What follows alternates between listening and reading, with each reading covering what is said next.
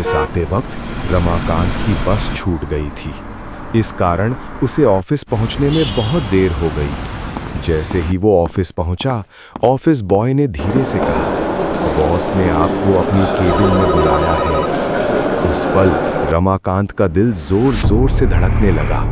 उसे समझ आ गया था, आज बॉस की केबिन से वो सिर्फ डांट नहीं बल्कि कुछ और भी लेकर लौटने वाला है। तुम हद करते हो रमाकांत, ऐसे कैसे चलेगा?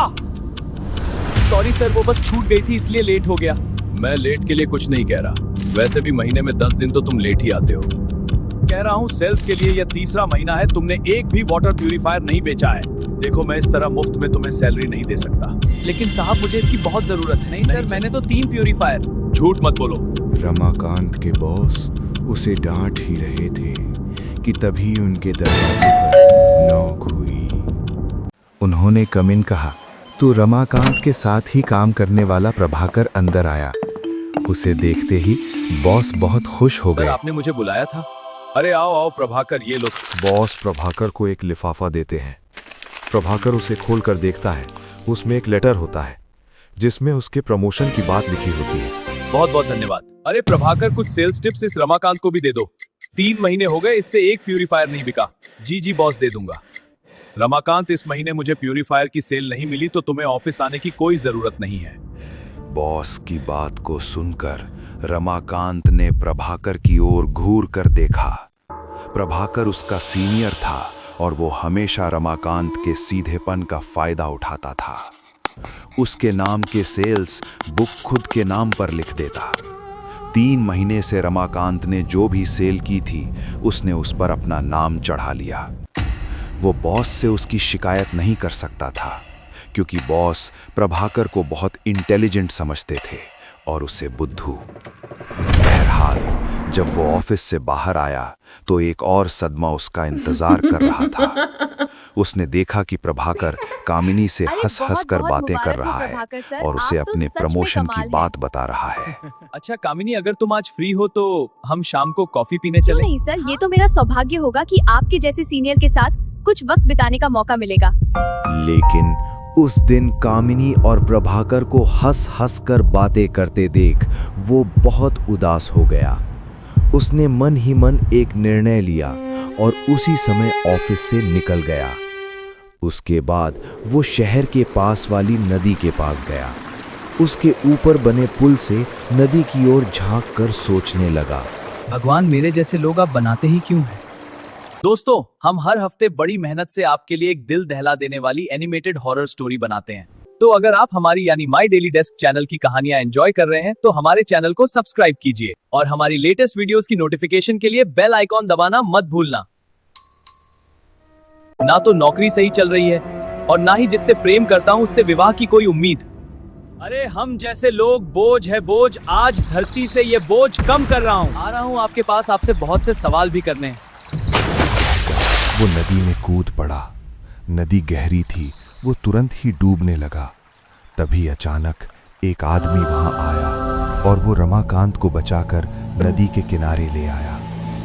थोड़ी देर बाद जब रमाकांत की नींद खुली तो उसने खुद को किनारे पर पाया और अपनी बगल में उस आदमी को बैठे हुए देखा। मैं? तुम पहले बताओ तुम कौन? अरे आपको होश आ गया? आपको जब तैरना नहीं आता तो इतनी गहरी पानी में क्यों गए? भैया गलती हो गई। आप डूब रहे थे और मुझे आपको बचाना पड़ा। अरे भाई, मैं करने के लिए कूदा था, तुमने मुझे क्यों बचा लिया? क्योंकि क्या समय आ गया है, कोई चैन से मरने भी नहीं देता। रमाकांत, तुम्हारे सारे परेशानियों का हल है मेरे पास।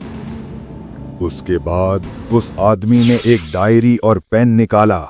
उसे देखकर रमाकांत ने कहा, भाई तुम भी कोई सेल्समैन हो क्या जो डायरी और पेन बेचते हो? ये कोई मामूली डायरी और पेन नहीं है, ये जादुई है। जादुई?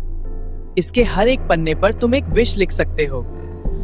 जैसे ही तुम वह विश लिखोगे तुम्हारी वो विश पूरी हो जाएगी। अरे भाई, सुबह से नहीं मिला है क्या तुम्हें? देखो मैं पहले से ही बहुत परेशान हूँ, प्लीज मुझे छोड़ दो।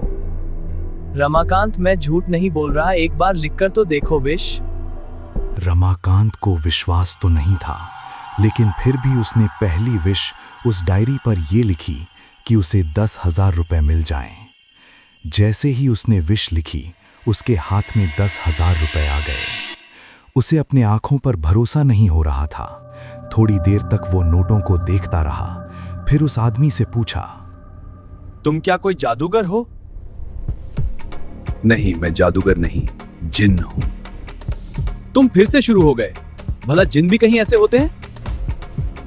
रमाकांत, हम किसी का भी रूप धारण कर सकते हैं। वैसे अब तो तुम्हें विश्वास हो गया ना कि ये जादुई डायरी और पेन है। तुम इसके हर एक पन्ने पर अलग अलग विश लिखो, मैं उसे पूरी करूंगा और तुम खुश रहोगे। अब से मैं तुम्हारे पास ही रहूंगा। मैं औरों को तो नहीं दिखूंगा, लेकिन हमेशा तुम्हारे साथ रहूंगा। रमाकांत बहुत खुश था।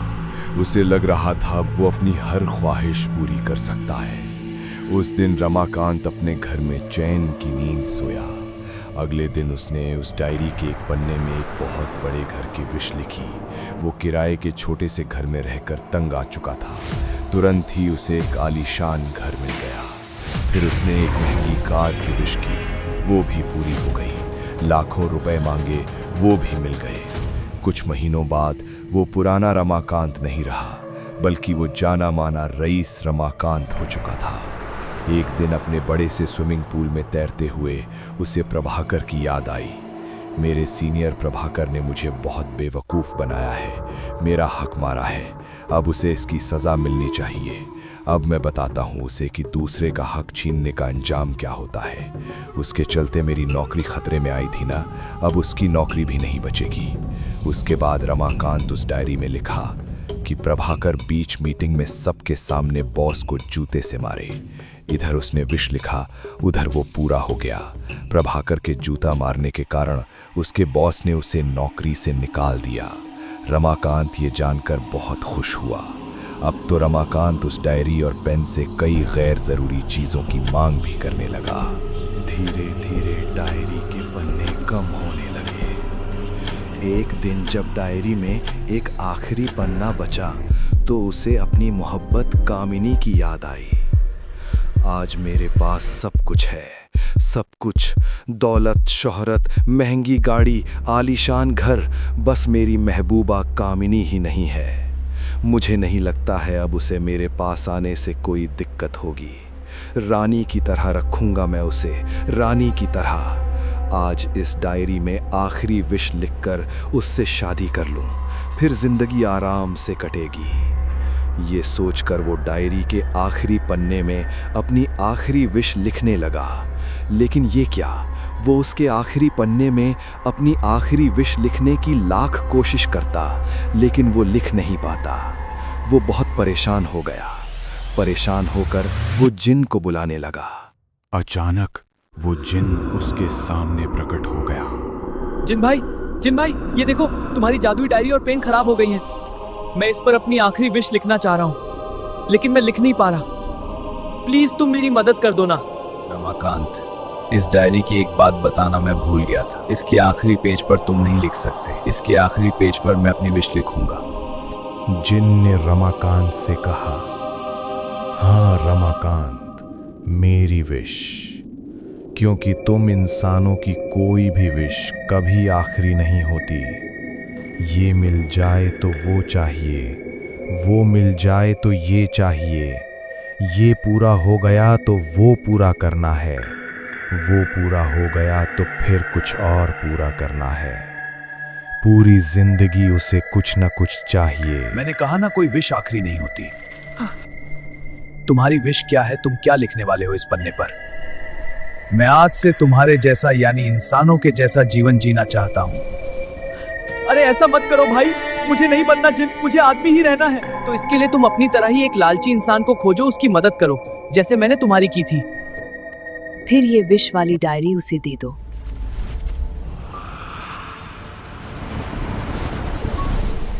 अगर ये कहानी आपको अच्छी लगी हो तो हमें सब्सक्राइब करें।